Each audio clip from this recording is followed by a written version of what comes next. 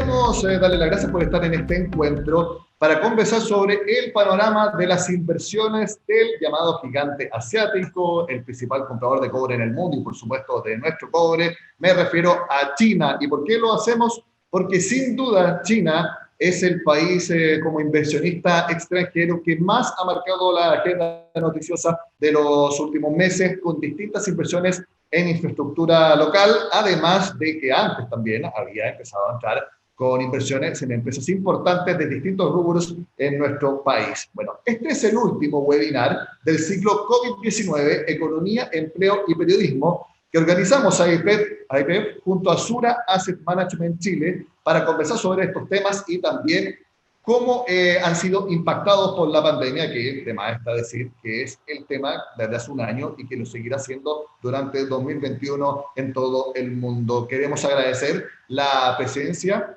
de nuestros colegas, periodistas de distintos medios de comunicación, empresas, también gremios, que están atentos a lo que tienen que decir nuestros panelistas. Y les quiero decir que AIPEF, su misión es esa: ayudar en la formación, capacitación y que todos los periodistas de esta área sean mejores profesionales.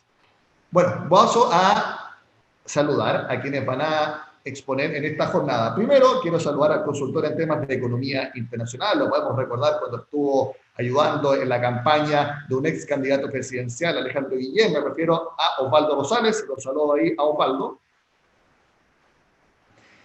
Quiero también saludar al encargado de promoción de inversiones en la industria de servicios globales y economía digital de Invest Chile, que es la agencia gubernamental para atraer inversión extranjera. Me refiero a Salvatore Di Giovanni. Salvatore, buenos días. Ahí está saludando. También quiero saludar a Daniel Soto, que es jefe de estrategia de inversiones de Sura Asset Management Chile. Ahí está Daniel, que también va a exponer. Buenos días. Pero en el orden para exposición. Y también quiero saludar al vicepresidente de negocios voluntarios de Sura Asset Management Chile, Renzo Berselli. Renzo, muy buenos días. Buenos días.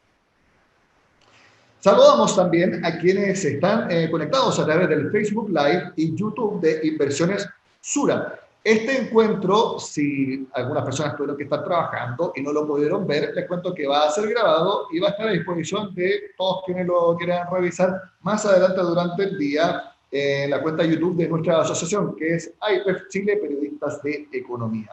El formato de este seminario es muy tradicional. Cada uno de los expositores tendrá 15 minutos para exponer sobre las temáticas que quieran compartir. Y al final de esas exposiciones va a haber espacio para preguntas de las periodistas que estén conectados.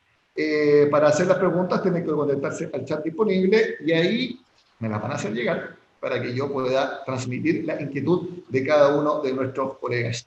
Quiero decirles que en AIPEF estamos muy contentos porque es un año más de esta alianza muy fuerte que tenemos con Sura, en esta ocasión en particular con Sura Asset Management. Ya son 7 años de colaboración que, entre otras cosas, han permitido poder seguir haciendo estos seminarios de manera telemática desde el año pasado, y antes también hemos tenido muchas conversaciones enfocadas mucho a las pensiones. Así que estamos muy contentos de, ojalá, mantener por mucho tiempo esta alianza estratégica con Sura. Quiero que comencemos con las exposiciones. Antes, eso sí, quiero darle la palabra a quien en esta ocasión hace de anfitrión, de dueño de casa, Renzo Berselli, vicepresidente de negocios voluntarios de Sura Asset Management Chile. Renzo, muy buenos días y cuéntanos el mensaje que nos quieres compartir. Hola, gracias Nicolás. Muy buenos días a todos. Muchas gracias por acompañarnos esta mañana en que nos reunimos para reflexionar sobre las proyecciones de las inversiones para este año 2021 y con un zoom especial en China y su impacto en la economía global y en la bolsa local. Quiero agradecer especialmente a nuestros invitados y expositores de esta jornada, a don Osvaldo Rosales, consultor en temas de economía internacional, a Salvatore Di Giovanni, jefe de la unidad de promoción de inversiones de Invest Chile, y a Daniel Soto, estratega jefe de Sura Inversiones. El contexto de volatilidad por la pandemia ha impactado en la economía mundial sin duda. Para nadie es novedad que estamos en un contexto de alta incertidumbre, producto de una crisis sanitaria que aún no dejamos atrás y que ha generado graves consecuencias en la economía y en los mercados globales. Las economías y los mercados se debaten entre una nueva segunda ola, la aparición de una nueva variante del virus, pero también del inicio del proceso de vacunación. China seguirá siendo un actor relevante en el panorama global. Recordemos que en el 2019 uno de los principales riesgos que veíamos en los mercados era la guerra comercial entre China y Estados Unidos. Luego, en 2020, sufrimos una pandemia que redundó en una crisis económica mundial, cuyo origen del virus fue también en China, pero sorprendentemente China ha sido la única de las economías grandes que logrará crecer en el año 2020. Se espera que tenga un crecimiento muy importante en el 2021 y también ha sido protagonista en la elaboración de una vacuna para el COVID. Sin ir más lejos, muchos de nosotros seremos vacunados por la vacuna que se gestionó en laboratorios chinos. Es decir, China ha sido y seguirá siendo un actor relevante a nivel mundial para Latinoamérica y Chile. Selectividad y diversificación son la clave para enfrentar escenarios de incertidumbre en los mercados. En un escenario de mayor volatilidad e incertidumbre, es clave la diversificación de los portafolios con productos de calidad. Un ejemplo de ello es la alianza que recientemente firmamos con Morgan Stanley Investment Management, una de las gestoras más grandes del mundo, fortaleciendo así nuestro modelo de arquitectura abierta, que es una tendencia en la industria de las inversiones. Es importante adaptarnos a los nuevos escenarios y generar instancias de análisis y reflexionar para acompañar a nuestros clientes. Hoy los efectos de la pandemia y la segunda ola muchas veces nos dejan más preguntas que respuestas. Sabemos que los mercados no son ajenos a la realidad internacional y por lo tanto tenemos la responsabilidad de abrir conversaciones, leer nuestro entorno, generar espacios de entrega y análisis de información para así contar con insumos que nos permitan ser cada vez más asertivos y generar un mayor aporte. En estos tiempos de incertidumbre son clave las alianzas con las que tenemos hace más de 6 años con IPF Chile. Vivimos tiempos en los que se vuelve cada vez más importante contar con espacios de conversación, reflexión y aprendizaje, especialmente dirigidos a periodistas, con el fin de apoyar la cobertura y tratamiento de estos temas. Es por eso que junto a la Asociación Interamericana de Periodistas de Economía y Finanzas de Chile, hemos desarrollado una alianza desde hace más de 6 años para facilitar la labor periodística y aportar información de manera oportuna y con contexto que contribuya a la construcción de una opinión formada para los lectores. Esperamos que esta instancia sea de utilidad y estamos aquí abiertos para responder sus dudas respecto a estas temáticas que se pueden volver muy técnicas, pero que finalmente afectan a todas las personas. Así que muchas gracias por estar con nosotros y adelante contigo, Nicolás.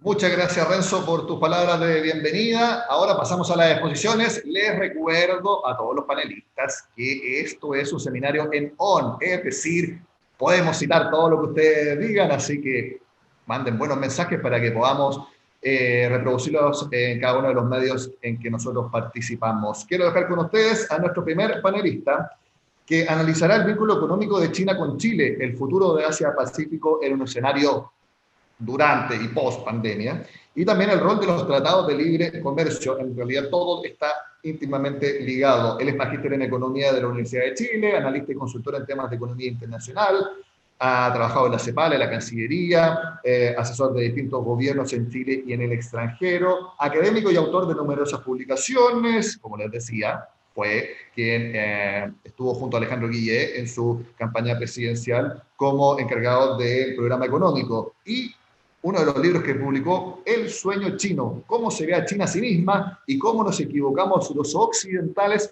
al interpretarla. Lo que nosotros estamos claros que no nos equivocamos, que es un excelente panelista. Me refiero a Osvaldo Rosales. Un saludo, Osvaldo, y te cedo la palabra. Son 15 minutos para que estés con nosotros. Osvaldo, buenos días. Buenos días, Nicolás, gracias por la presentación. Y ya puse mi cronómetro.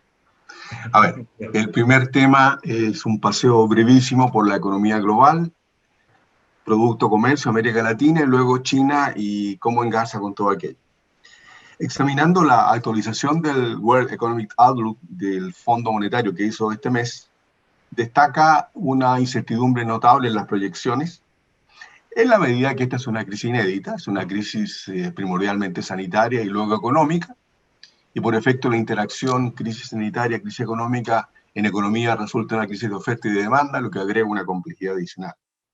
Por lo tanto, el pronóstico para la economía global tiene que ver mucho con el control de la pandemia, y ahí hay que una ecuación compleja entre la evolución de la pandemia en Estados Unidos y en la Unión Europea, por una parte, y por otra, el avance en vacunación en términos tanto de masividad como efectividad de la vacuna.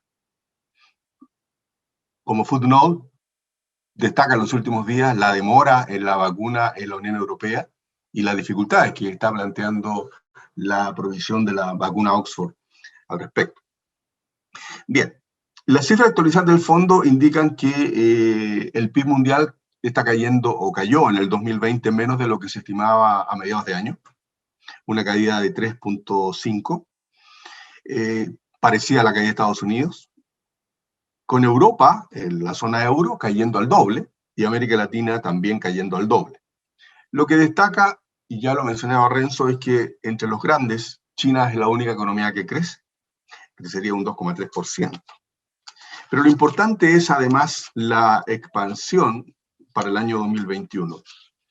O dicho de otra forma, vale la pena destacar que tanto el mundo como la zona euro, como Japón y América Latina, retomarían el PIB de 2019 recién el año 2022.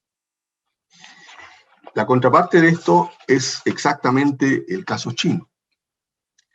El PIB norteamericano del año 2022 sería 4% superior al de 2019.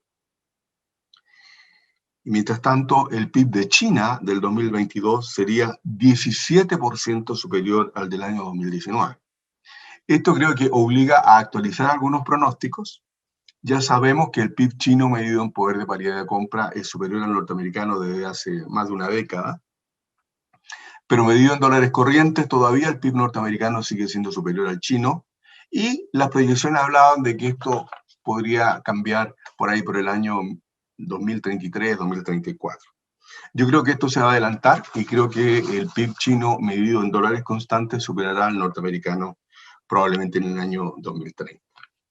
Segundo rasgo que vale la pena destacar es que el comercio internacional mostró mayor resiliencia de lo que inicialmente proyectó la OMC. Ustedes recuerdan, la OMC habló por ahí por abril de una caída del comercio que podía estar entre 13% y 32% dependiendo de la magnitud de la pandemia. El cálculo actualizado del fondo habla de una caída del comercio de 9,6, 10%, con una importante recuperación en el segundo semestre, que veremos tiene mucho que ver también con el factor chino. El último dato que vale la pena no perder de vista es que esta crisis está generando un retroceso de 10 años en materia de pobreza. Y según el fondo, 9 millones de personas estarían en riesgo de caer en pobreza extrema en el bienio 2020-2021. En lo que hace a América Latina, ya sabemos que el PIB de la región caerá en torno a 7%. Y lo dramático de esto es que la región, en el lapso 2012, en general, en los 20 años, del 2020, perdón, del 2000 al 2020, es la zona en desarrollo que menos creció. En segundo lugar, si uno mira los rankings de competitividad, hay solo 2 economías latinoamericanas entre las 50 primeras, Chile y Costa Rica, y ubicado en el lugar 43 Chile y 45, 46 Costa Rica. En el de innovación hay solo una economía entre las 50 primeras, Chile, puesto número 45, 46. Y cuando uno toma el perfil distributivo, entre las 50 economías con peor Gini distributivo, en distribución de ingresos, hay 18 latinoamericanas. Por lo tanto, a ese mal precedente, a ese pésimo currículum, se agrega, ¿no es cierto?, el shock de la pandemia, que hará que vivamos un periodo bastante complejo, 2021 y probablemente hasta 2022. Efecto China. Llama la atención primero la sorprendente recuperación. 6,5 de crecimiento en el cuarto trimestre y 2,3 para el año 2020. Con una generación de empleos espectacular. El objetivo era crear 9 millones de empleos urbanos, se crearon 11,8 millones de empleos, y la tasa de desempleo permaneció en 4,7% de la fuerza de trabajo. Se trató de una recuperación impulsada básicamente por exportaciones. Inicialmente las exportaciones de bienes y servicios sanitarios vinculados al control de la pandemia tuvieron un gran boom, y eso facilitó una recuperación en la manufactura y en la exportación china. Y en segundo lugar, un apoyo fiscal bastante agresivo que ha derivado en una fuerte inversión en infraestructura. De la misma forma, el mejor control de la pandemia, ya en el segundo semestre, ha permitido una recuperación de servicios y del turismo interno, que también están explicando parte importante de ese crecimiento. Por lo tanto, control de contagios, políticas de estímulo fiscal y monetaria y comercio exterior están en la clave de esta dinámica recuperación china en el segundo semestre. ¿Qué dificultades, en mi opinión, tiene esta recuperación? Que se apoya excesivamente en inversiones y exportaciones. El consumo doméstico sigue rezagado y hay que recordar que exactamente lo contrario era y sigue siendo el objetivo de la reforma económica en curso, es decir, privilegiar el mercado interno y reducir el peso relativo de las inversiones y de las exportaciones en la dinámica de crecimiento. La inversión, además, que ha permitido este repunte en el crecimiento, sigue intensiva en infraestructura y en el sector inmobiliario, con lo cual se sigue creando capacidad adicional, y esta es una de las dificultades de la economía china, el boom inmobiliario, que sigue como un gran desafío. Por lo tanto, en mi opinión, China ha podido sortear los costos de la guerra comercial 2018-2019 y del COVID 2020 con un cierto retroceso en la dirección e intensidad de las reformas económicas en curso. A quien le interese el tema, en un par de capítulos del libro que ustedes gentilmente mencionaron, yo abordo los principales desafíos económicos que tiene el modelo económico chino. Y ellos son, el primero es macroeconómico, tiene que ver con un crecimiento intensivo en deuda, con las burbujas inmobiliarias, con la debilidad del consumo y con la necesidad de mejorar la eficiencia de la inversión. En los últimos 10 años, la eficiencia de la inversión ha caído de una manera bastante sustantiva, y por eso es que es posible, desde la lógica de la reforma, reducir el coeficiente de inversión, pero mejorando su eficiencia y mantener ese ritmo de crecimiento. El segundo desafío es demográfico, no me voy a referir a él. El tercero, ambiental energético. Y el cuarto es distributivo. La evolución de estos 4 temas, en mi opinión, marcará fuertemente la evolución y las perspectivas de la situación económica, social y política de China en los próximos 10 o 20 años. Una palabra sobre el COVID. El COVID-19 llegó en plena disputa por la hegemonía tecnológica entre Estados Unidos y China, y cuando pasen muchos años, digamos en 10, 15 años más, los historiadores económicos se harán la pregunta: ¿cómo le fue a Estados Unidos, cómo le fue a China en el enfrentamiento del COVID? Y yo creo que harán unas 5 preguntas. ¿Quién controló mejor la pandemia? 2, ¿quién se recuperó económicamente de mejor forma? ¿Cuán rápida e intensa fue la recuperación? 3, ¿quién obtuvo la vacuna más eficaz? 4, ¿quién cooperó internacionalmente más en el combate a la pandemia? Y 5, ¿quién cooperó internacionalmente más en materia de apoyo financiero a los países en desarrollo y a los países más pobres para enfrentar esta crisis que, en términos de destrucción de empleos, en términos de evolución de la pobreza, sin ninguna duda es la más importante en muchas décadas? En el caso chino, derivado de tanto de la guerra comercial como de la reacción proteccionista en Estados Unidos y en la Unión Europea respecto a darse cuenta de que el 80% de buena parte del material médico sanitario provenía de China, ha inducido una mirada algo proteccionista, que probablemente tiene mucho sentido en la pandemia misma, pero que va a dejar huellas respecto de la lógica de organización de las cadenas de valor, sin ninguna duda. Eso ha llevado a que China, en su plan quinquenal, que se acaba de aprobar, el 14º plan quinquenal, esté marcado por lo que uno pudiera llamar nacionalismo tecnológico, y busca privilegiar la autonomía en sectores tecnológicos claves, de manera de autoabastecerse y llevando a anticipar fases de inversión e innovación en esas tecnologías críticas. En lo que hace a inversión y comercio en la región, sabemos que China ya es el primer socio comercial de Brasil, de Argentina, de Chile, de Perú, de Uruguay, y es el segundo del resto de la mayoría de los países de la región. Y sabemos también que en promedio, alrededor de un 80-85% del total de la exportación de productos latinoamericanos a China está explicado por 5 o 6 productos básicos, recursos naturales.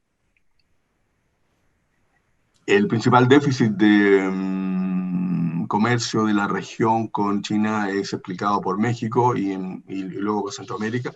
Todos los países tienen déficit comercial con China, salvo Chile, Venezuela y Brasil. Y por lo tanto ahí hay un tema de mediano plazo que hay que revisar. En materia de inversión, la inversión china ha venido creciendo, pero sigue siendo muy reducida vis a vis el nivel de comercio. Sigue concentrada aún en recursos naturales y empieza recientemente a evolucionar hacia actividades de infraestructura y algunos otros ámbitos como agricultura, pero todavía en un plano muy, muy marginal. Y empieza a darse, o se dio hasta el 2020, vamos a ver qué pasa con Biden, un efecto muy relevante en términos de la economía política, de las inversiones chinas en América Latina en particular. El viaje de Pompeo y su amenaza a los sheriff, tanto en Buenos Aires como en Santiago, planteó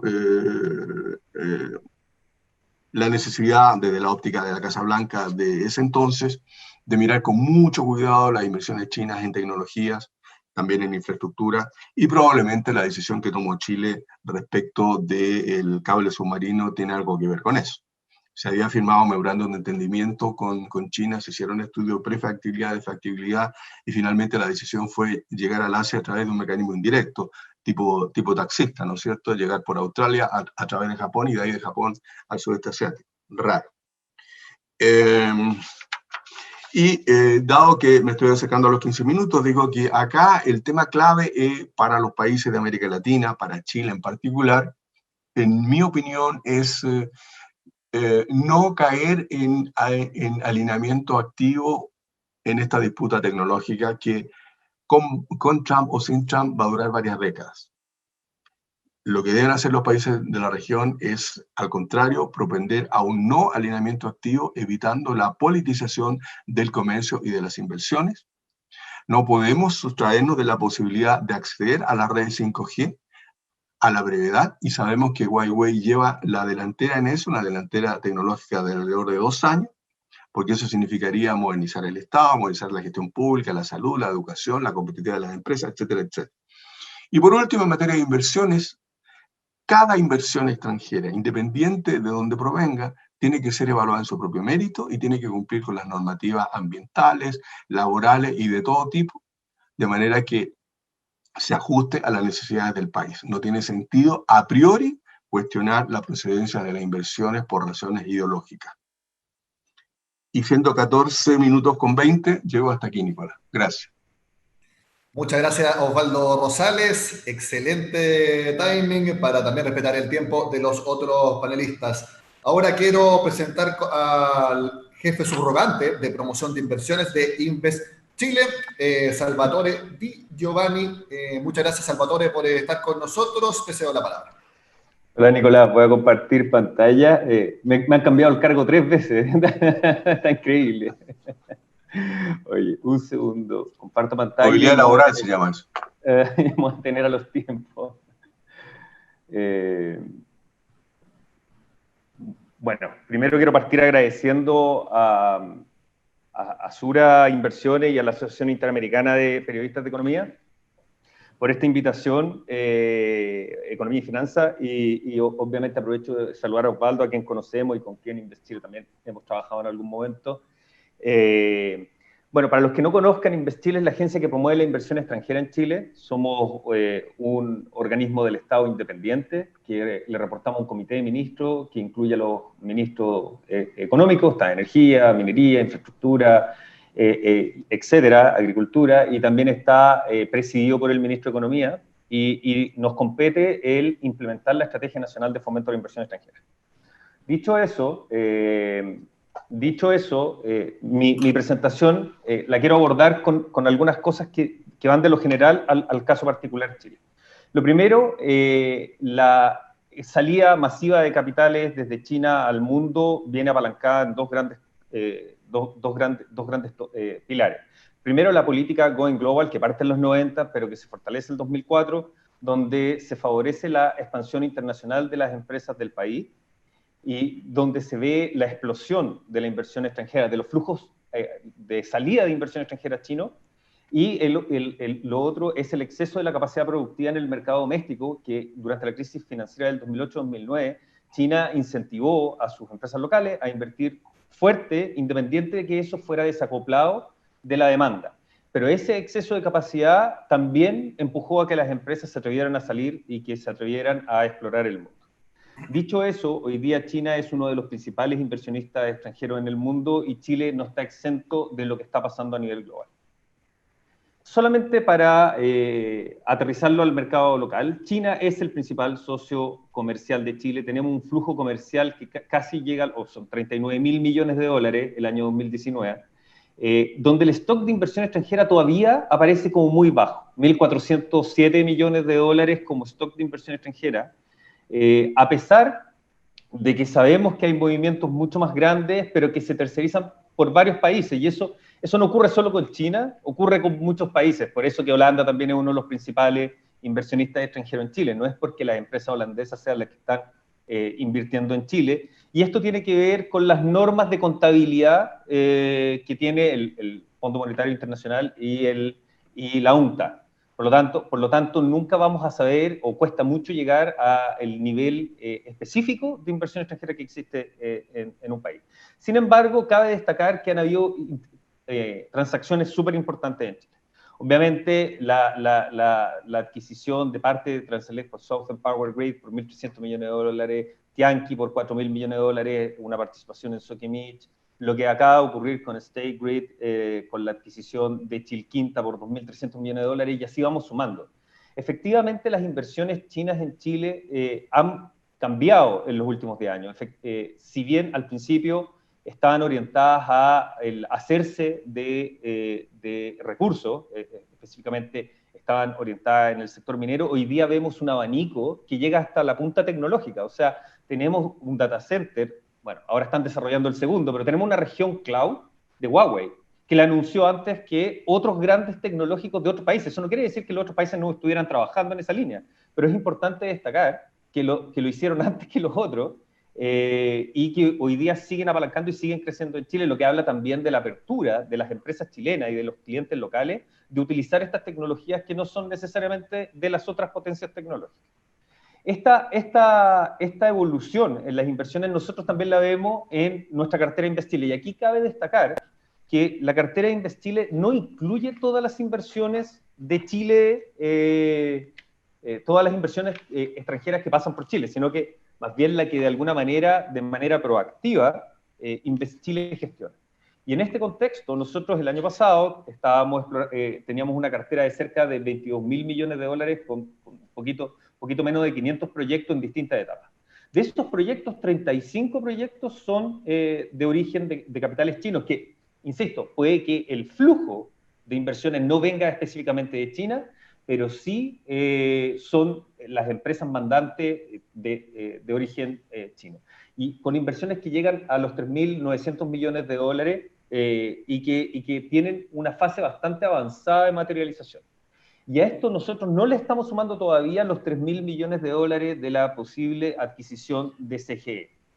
Ahora, obviamente, tal como lo comentó Osvaldo, el abanico va cambiando, el abanico y el portafolio de inversiones. Ya hemos visto una modificación con migrar ya no solamente en industrias básicas, en particular en minería, a llegar al sector energético, donde están presentes los 3 segmentos.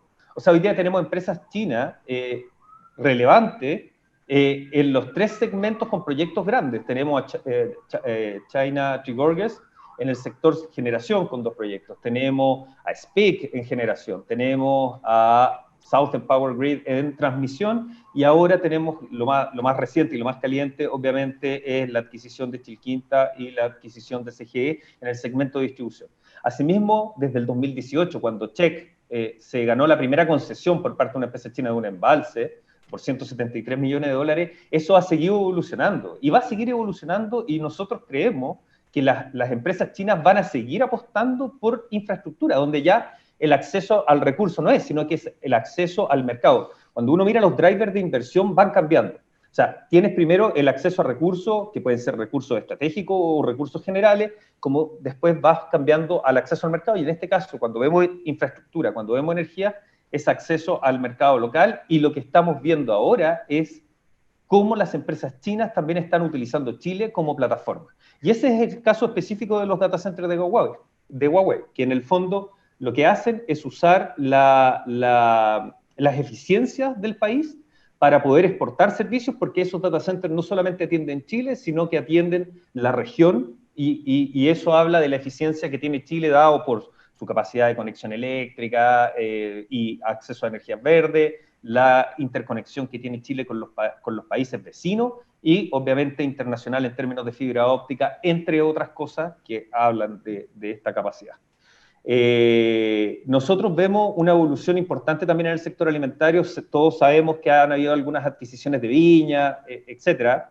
Sin embargo, en términos de flujo siempre van a ser menores, porque el término de las inversiones, cómo está estructurado el negocio, obviamente en activos fijos no son tan costosos como son el sector de infraestructura y el sector de energía, que por lejos van a seguir dominando solamente por la estructura económica del sector, en términos de monto de inversión, no en términos de número de proyectos.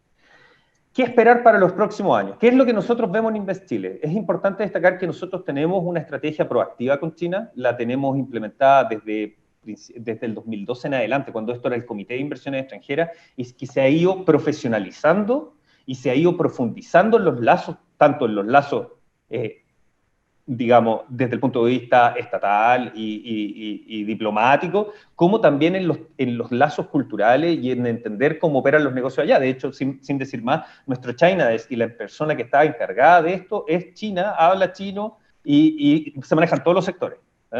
Entonces, ¿qué vemos nosotros? Vemos en energía, obviamente el plan quinquenal anterior, aquí es bien importante hacer el vínculo que Osvaldo lo mencionó. Los planes quinquenales tienen una correlación, no sé si causalidad, pero al menos una correlación muy fuerte cómo se mueven los flujos de inversión extranjera de China.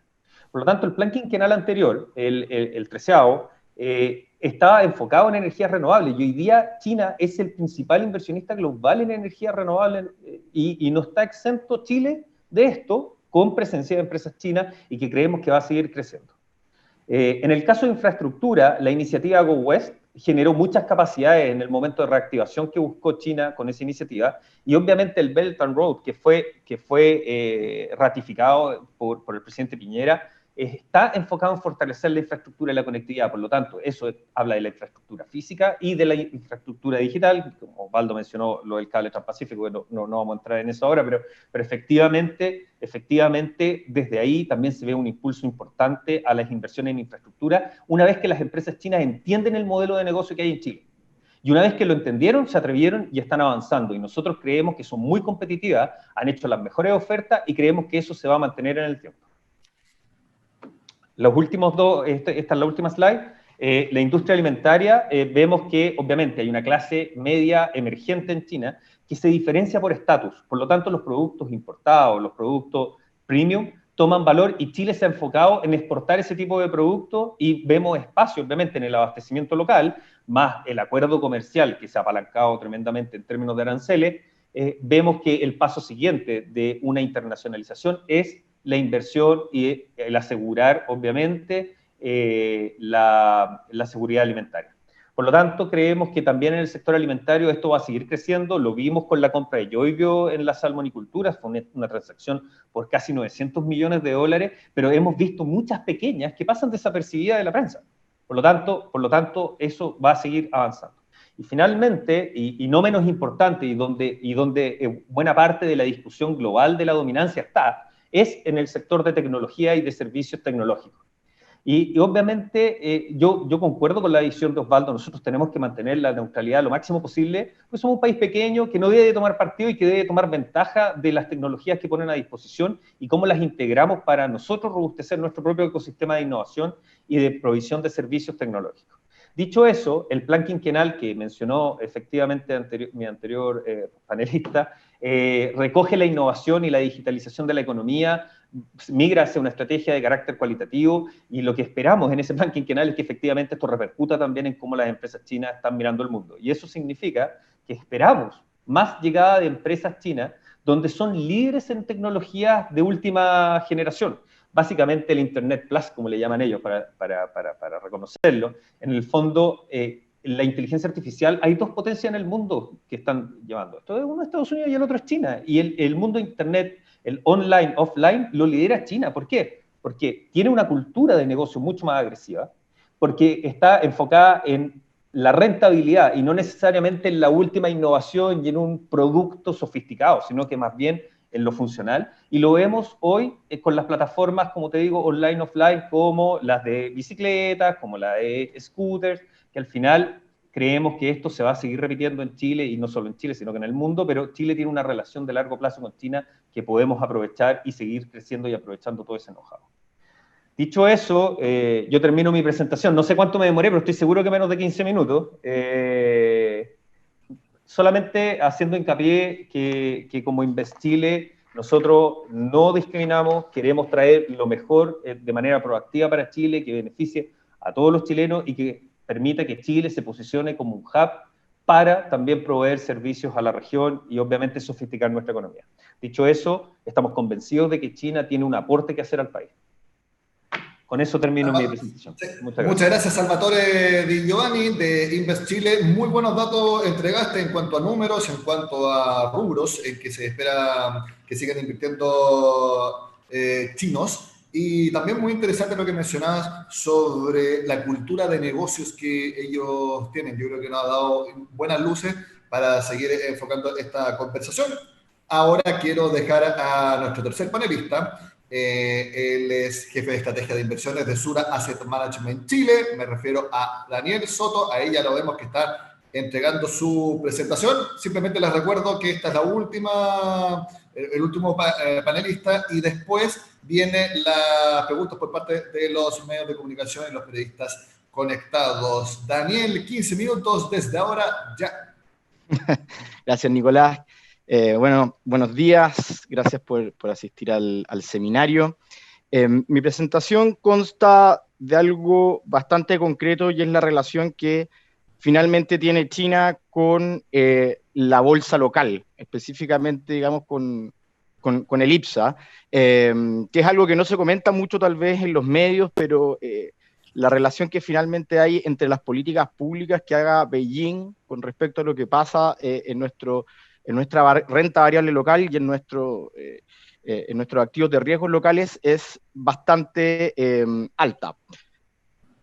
En esta primera slide lo que quiero mostrarle es lo que era China hace aproximadamente 20 años atrás y lo que es ahora con respecto a el consumo de diferentes commodities y diferentes bienes con respecto al consumo global. Aquí llama muchísimo la atención todo lo que pasa con el tema de los metales bases, o sea, es decir, con lo que pasa con el cobre, con lo que pasa con el níquel, con el zinc, con el hierro. Si podemos ver, hace 20 años atrás, perdón, el consumo acero de China era de aproximadamente el 22,6% del mundo, actualmente es el 47,5% del mundo. Lo mismo pasa con el cobre. En el año 2002, todo lo que consumía China era el 17,6% del mundo, actualmente es el 53,3% del mundo. Eso yo creo que es la cifra más importante, digamos, de la presentación, en el sentido de que cómo esto se va a ligar finalmente con el precio del cobre y con lo que pasa en el IPSA. China en este momento está comprando más de la mitad del cobre en el mundo. También lo está haciendo con el aluminio, también lo está haciendo con el níquel, con el hierro es algo bastante impresionante, es responsable del 64,3% de las importaciones globales. Y después ya tenemos otros commodities en donde China tiene mucho menor grado, digamos, de importancia actualmente, que como por ejemplo con los commodities de metales base. Estoy hablando principalmente del petróleo, que hace 20 años atrás era responsable del 6,6% del consumo de petróleo a nivel global. actualmente es de un 13,5%. Y es por eso mismo que China no tiene una posición tan dominante en el mercado del petróleo como sí lo tienen, por ejemplo, los países de la OCDE. En todos los demás commodities que yo les presento acá, lo que ocurre actualmente con China es bastante impresionante. Y esto debería seguir tendiendo o debería seguir manteniéndose con estas cifras. Recordemos que China es un país que, si bien en términos de su PIB, en términos agregados, como estaba hablando el primer expositor, estaría ya sobrepasando a Estados Unidos durante esta década. Lo cierto es que en términos per cápita, China sigue siendo un país con un PIB per cápita bajo, que es menos de $10.000. ¿Okay? Esto si lo comparamos con, por ejemplo, Estados Unidos, que está del orden de $35.000, $37.000, quiere decir que la inversión que tiene que hacer China todavía para lograr un nivel de desarrollo per cápita mayor es brutal. Y ahí está también lo que estaba diciendo Salvatore con respecto a el tema de las inversiones con el plan One Belt, One Road, que es este plan de inversiones que reúne a más de 70 países y que tiene, digamos, un plan de inversión en infraestructura en Asia, África, Medio Oriente, Europa.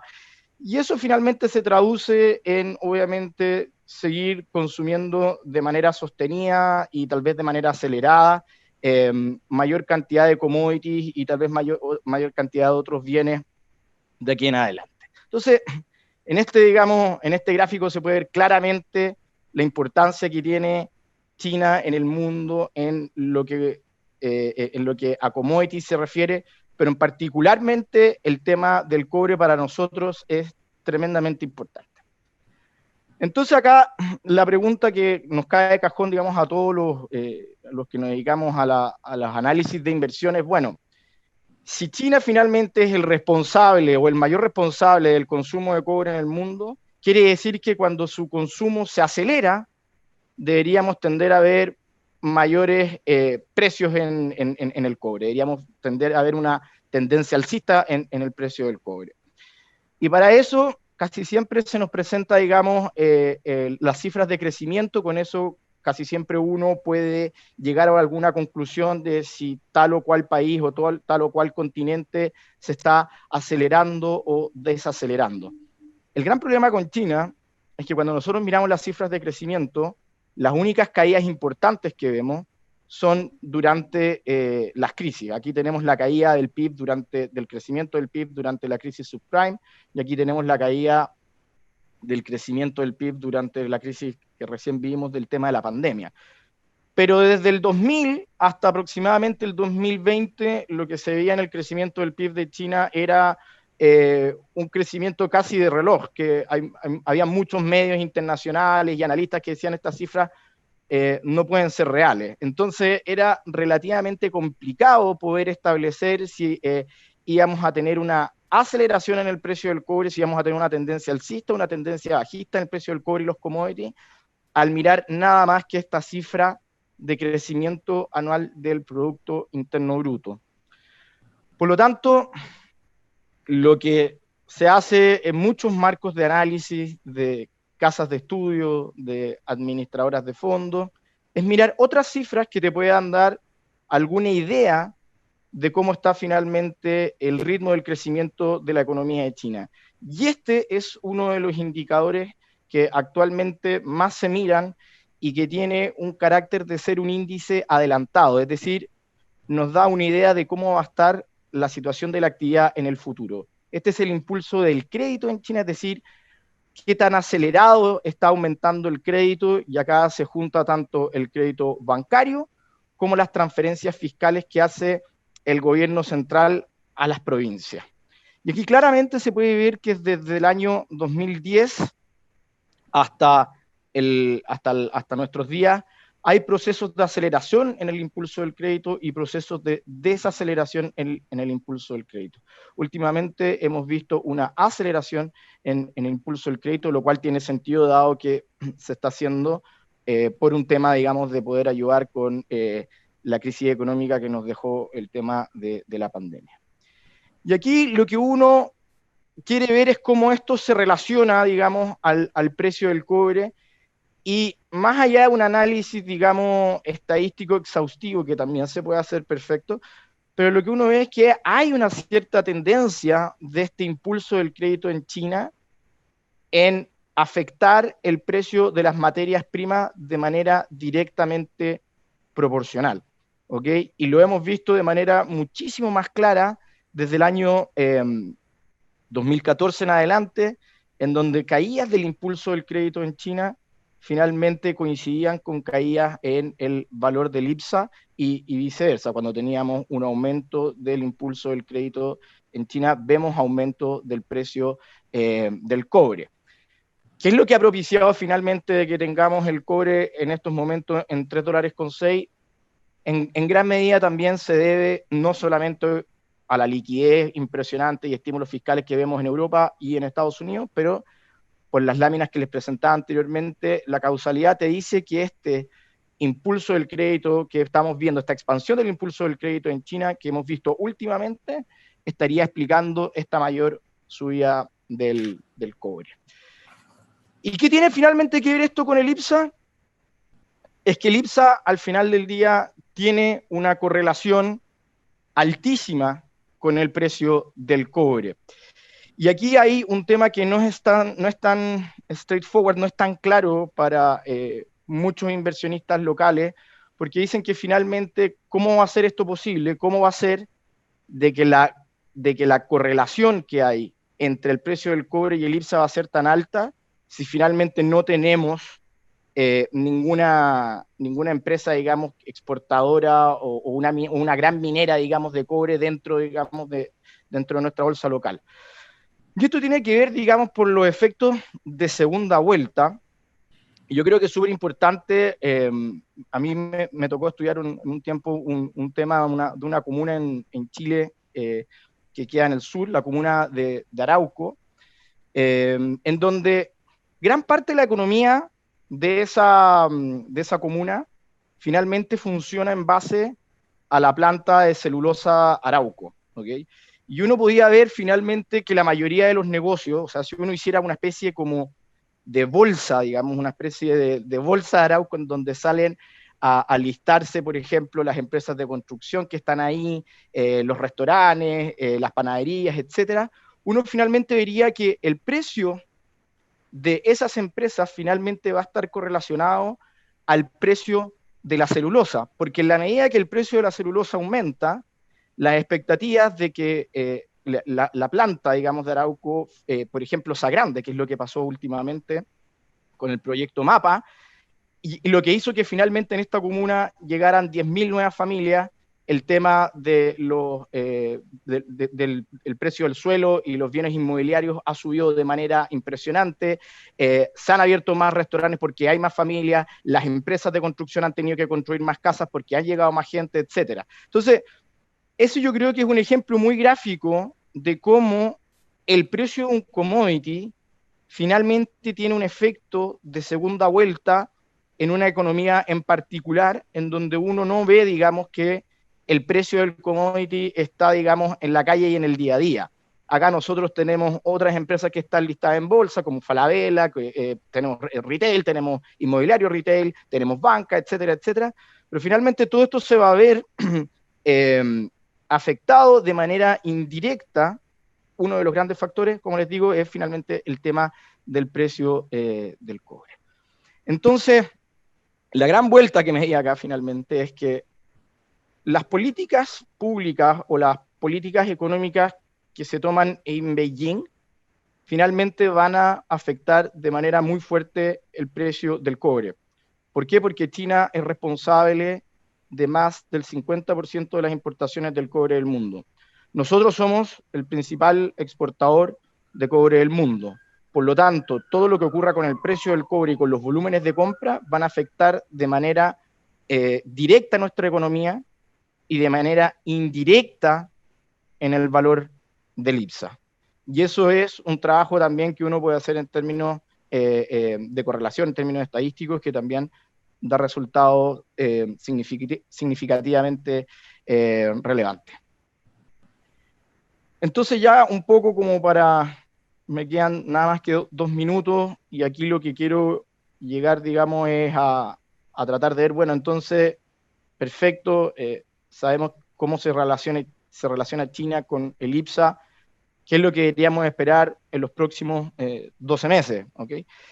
Y acá, como les estaba comentando yo en láminas anteriores, lo que hemos visto del impulso del crédito en China es que está aumentando de manera importante para hacer frente a los problemas económicos de la pandemia. Al anterior se le suma que los inventarios de cobre en las principales bolsas del mundo está en mínimo.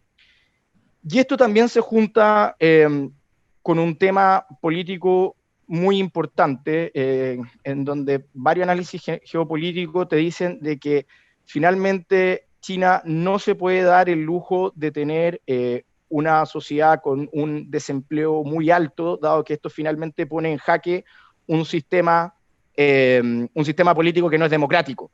En un país en donde tenemos un problema muy fuerte, digamos, económico, en donde tenemos el desempleo de manera muy alta, lo que va a pasar finalmente es que en las próximas elecciones el gobierno de turno, lo más seguro es que no va a ser reelegido, o el partido de turno no va a salir reelegido, va a salir, digamos, el otro partido, un poco como lo que pasó en Estados Unidos. En China no pasa eso, en China no existen estas elecciones si es que uno los quiere poner en puro y duro, digamos, es un partido el que finalmente está rigiendo.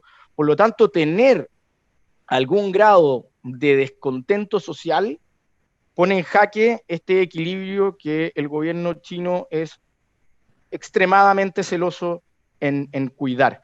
Por lo tanto, nosotros creemos que estos estímulos que se están haciendo actualmente en la economía de China deberían continuar en los próximos 12 meses, lo cual, sumado a una baja cantidad de inventarios de cobre, esto debería hacer de que el precio del cobre tienda a seguir esta tendencia alcista de la que viene, digamos, desde aproximadamente mayo o junio del 2020, lo cual finalmente tendería a tener un efecto positivo en el IPSA.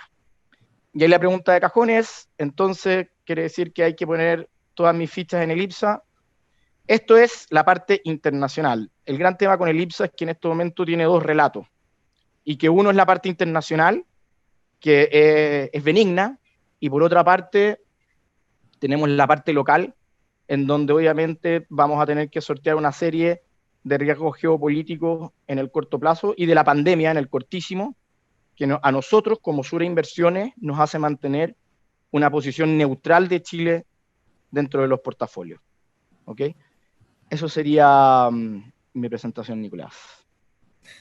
Muchas gracias, Daniel Soto. De esta forma terminamos la parte de las exposiciones, tanto Osvaldo Rosales como Salvatore Di Giovanni y Daniel Soto. Quiero despedir en estos momentos la transmisión desde YouTube. Ha sido excelente, hemos tenido una alta participación para quienes han estado conectados, le agradecemos porque ha sido muy, muy, muy bueno los distintos argumentos que los tres panelistas han esgrimido, se los digo pero fehacientemente, ha sido unas excelentes presentaciones para entender el fenómeno de la inversión en China. Ahora vamos a seguir la plataforma de Zoom